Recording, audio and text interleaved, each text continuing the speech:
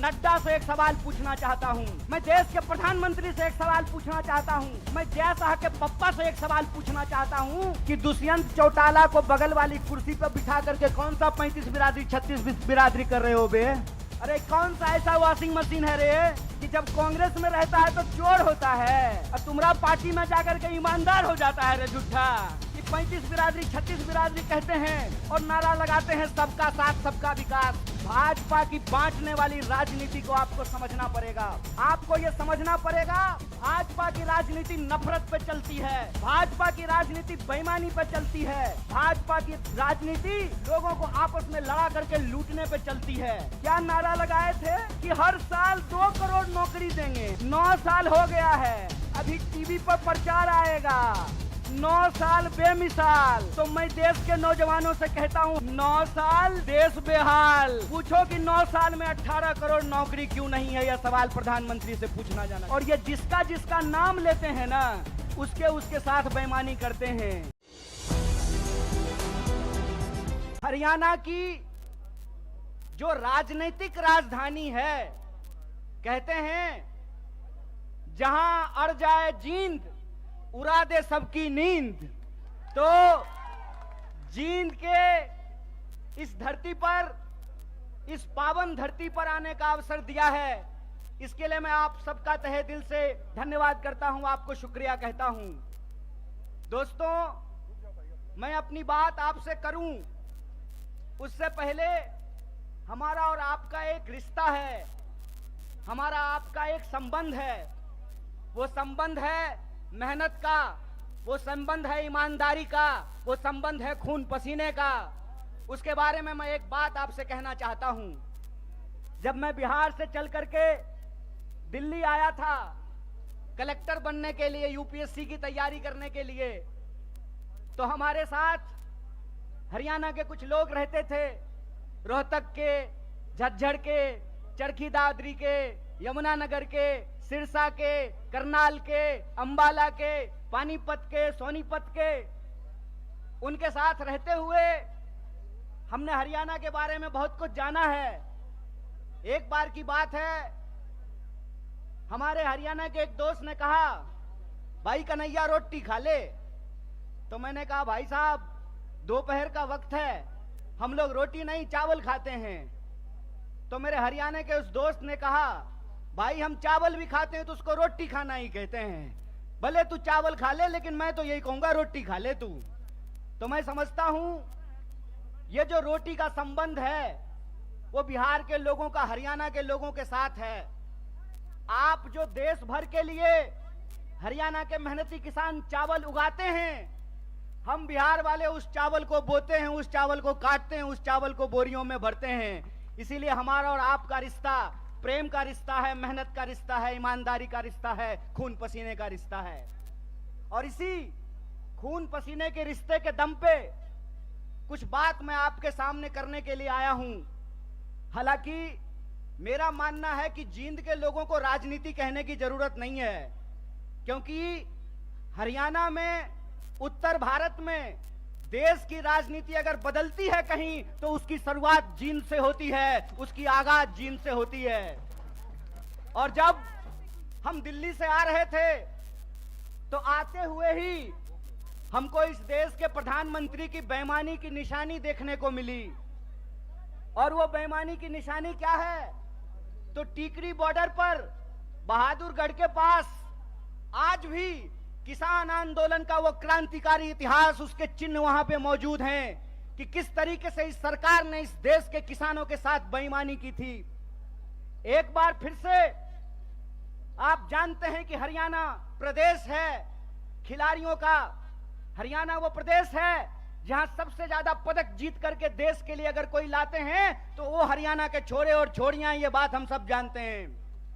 अगर आप इस देश की फौज को उठा करके देख लें तो सबसे ज्यादा बेल्ट की नौकरी करने वाले नौजवान अगर कहीं पैदा होते हैं तो हरियाणा में पैदा होते हैं। मैं नड्डा से एक सवाल पूछना चाहता हूं, मैं देश के प्रधानमंत्री से एक सवाल पूछना चाहता हूं, मैं जय शाह के पप्पा से एक सवाल पूछना चाहता हूं कि दुष्यंत चौटाला को बगल वाली कुर्सी पर बिठा करके कौन सा 35 बिरादरी 36 बिरादरी कर रहे हो बे?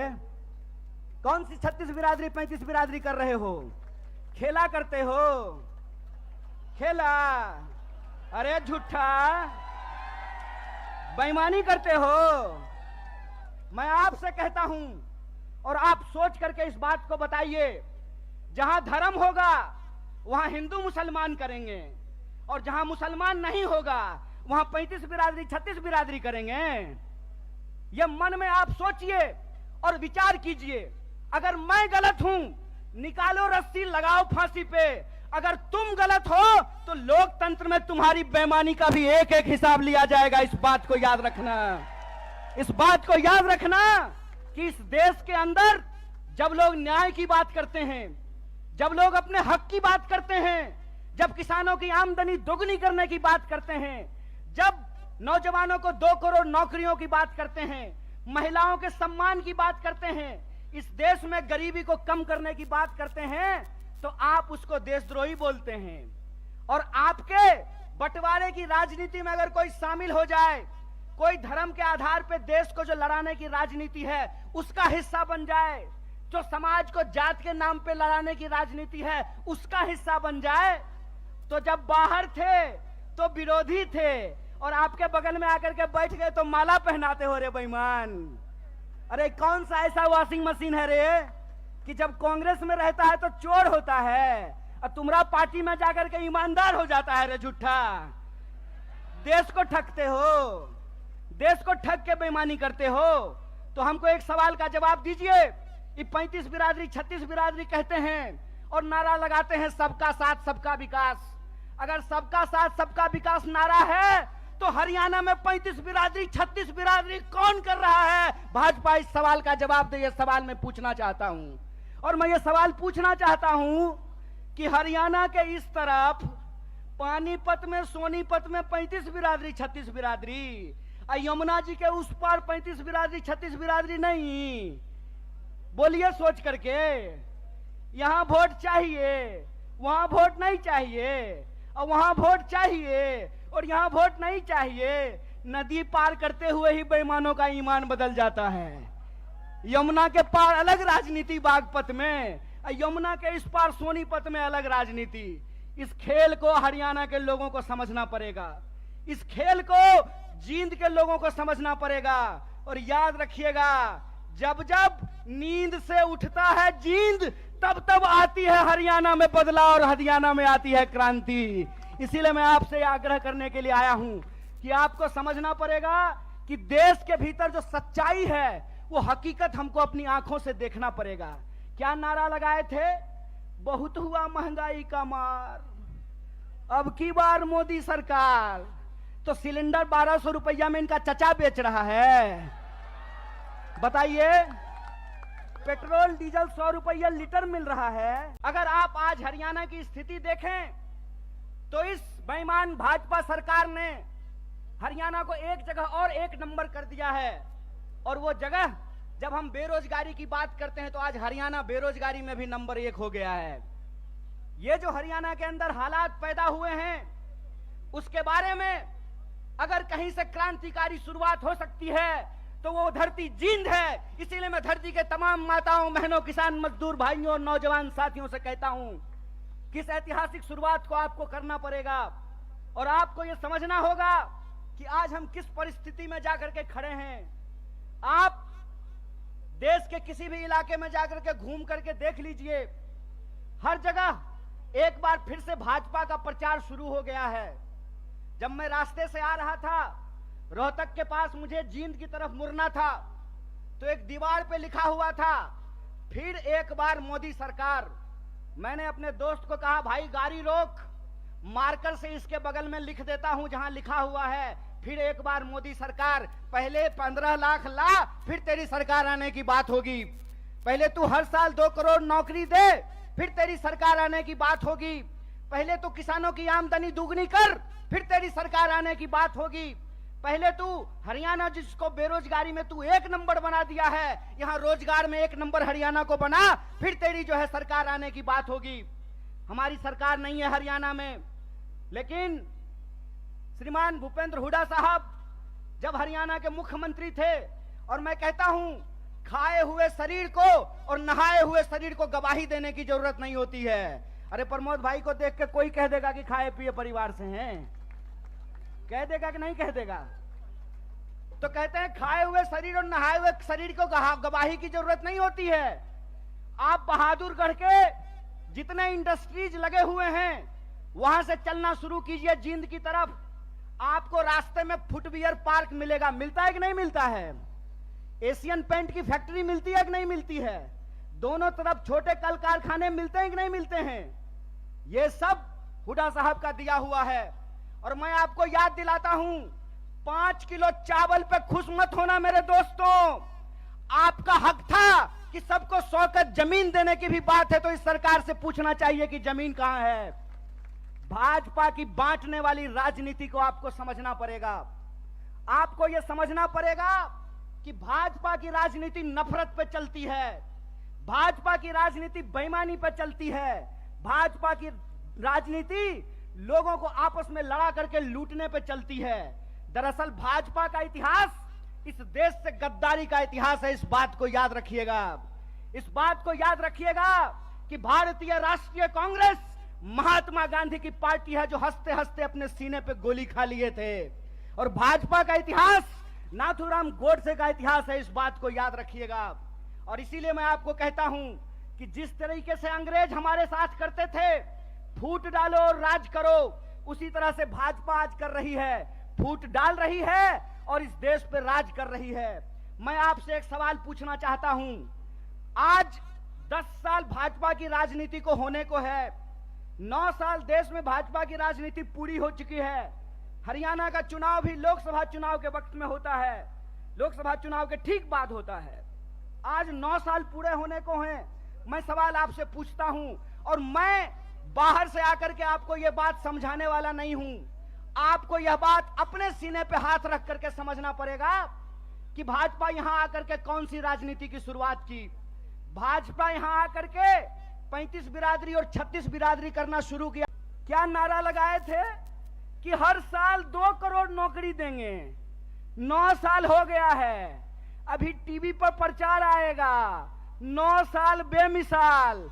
तो मैं देश के नौजवानों से कहता हूं, हरियाणा के नौजवानों से कहता हूं, 9 साल देश बेहाल। पूछो कि 9 साल में 18 करोड़ नौकरी क्यों नहीं है? यह सवाल प्रधानमंत्री से पूछना जाना चाहिए। और आपने कहा था ना कि किसानों की आमदनी हम दुगनी कर देंगे। किसानों को 1 साल तक इस दिल्ली के बॉर्डर पे जाकर के आंदोलन करना पड़ा था। सैकड़ों किसानों को अपनी जान गंवानी पड़ी थी। और ये जिसका जिसका नाम लेते हैं ना, उसके साथ बेईमानी करते हैं। 9 साल दोस्त बेमिसाल, 9 साल देश बेहाल। यह सच्चाई देश के लोगों को समझना पड़ेगा। पहले किसानों को ठगा, फिर जवानों को ठगा। बोलिए, अग्निवीर आया है कि नहीं आया है? आया है ना? तो एमपी बनेगा 4 साल के लिए, एमपी बनेगा 5 साल के लिए, अग्नि बनेगा 4 साल के लिए। बोलिए बेईमानी है कि नहीं है? है ना? तो आप जींद के लोग हैं ना, करकरा के बोलिए बेईमान को बेईमान, चोर को चोर बोलिए, बेईमान को बेईमान बोलिए। हमारा लोकतंत्र का अधिकार, ये हमारा ईमान है कि बेईमान को बेईमान बोलेंगे। अगर प्रधानमंत्री 5 साल का हो सकता है तो सिपाही 4 साल के लिए क्यों होगा?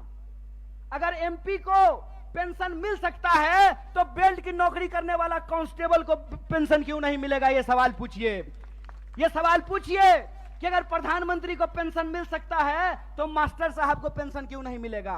प्रोफेसर साहब को पेंशन क्यों नहीं मिलेगा? सिपाही को पेंशन क्यों नहीं मिलेगा? सेना में नौकरी करने वाले को पेंशन क्यों नहीं मिलेगा? और मैं अपने बड़े भाई दीपेंद्र साहब के सामने आपसे वादा करता हूं, कांग्रेस का हाथ मजबूत कीजिए, भारतीय राष्ट्रीय कांग्रेस को लेकर के आइए। हमने हिमाचल में ओल्ड पेंशन स्कीम लागू किया है, हरियाणा में भी ओल्ड पेंशन स्कीम को लागू करेंगे। इस बात को याद रखिएगा। इसीलिए हम कहते हैं कि यह देश एक बदलाव चाहता है। हम मानते हैं कि आपको हमसे कुछ नाराजगी होगी। कई बार माँ बाप को भी अपने बच्चे से नाराजगी हो जाती है, लेकिन माँ बाप अपने बच्चे को उठा करके डस्टबिन में नहीं फेंक देते हैं। क्या माता जी? फेंक देते हैं। तो भारतीय राष्ट्रीय कांग्रेस आपकी पार्टी है और भारतीय राष्ट्रीय कांग्रेस का मुद्दा आपका मुद्दा है। और हम देश के प्रधानमंत्री नहीं हैं कि झूठ बोलेंगे, आकर के आपको जबरदस्ती कहेंगे कि हमारा जींद से बहुत पुराना नाता है। अरे प्रधानमंत्री जी, जींद से आपका पुराना नाता है ना, तो एक और मेडिकल कॉलेज यहाँ खुलवा दीजिए। रास्ता में आते हुए सड़क पे बहुत सारा गड्ढा है, यहाँ के लोगों को इलाज कराने के लिए हिसार जाना पड़ता है, यहाँ के लोगों को इलाज कराने के लिए दिल्ली जाना पड़ता है। अगर आपका नाता है तो जींद के लोगों को ठगना बंद कीजिए, क्योंकि जींद के लोग अगर जाग गए तो जींद हरियाणा की राजनीतिक राजधानी है और हरियाणा में बदलाव से कोई रोक नहीं सकता है। अगर आप परिवर्तन करेंगे तो हमारा वादा है कि हरियाणा को हम बेरोजगारी में नहीं, रोजगार में नंबर 1 बनाएंगे। हम हरियाणा के लोगों को, हरियाणा के नौजवानों को रोजगार से जोड़ेंगे। भारत जोड़ो यात्रा का संदेशा बिल्कुल साफ है। हम नौजवानों को रोजगार से जोड़ना चाहते हैं, किसानों को एमएसपी से जोड़ करके रखना चाहते हैं, महिलाओं को उनके सम्मान से जोड़ करके रखना चाहते हैं, बुजुर्गों को उनके पेंशन से जोड़ करके रखना चाहते हैं। इसीलिए हमारा जो लड़ाई है, हमारा जो संघर्ष है, वो कुर्सी की लड़ाई नहीं है। हमारा जो संघर्ष है वो सत्ता की नहीं है, सत्य की है। तो मैं आप तमाम जींद के लोगों से यह अपील लेना चाहता हूं, मैं आप तमाम लोगों से यह आग्रह करना चाहता हूं, सत्य की इस लड़ाई में लोग कहते हैं कि बिहार भी राजनीतिक रूप से बहुत सक्रिय जगह है, बिहार भी बहुत राजनीतिक रूप से सक्रिय है, लेकिन कई बार चिराग तले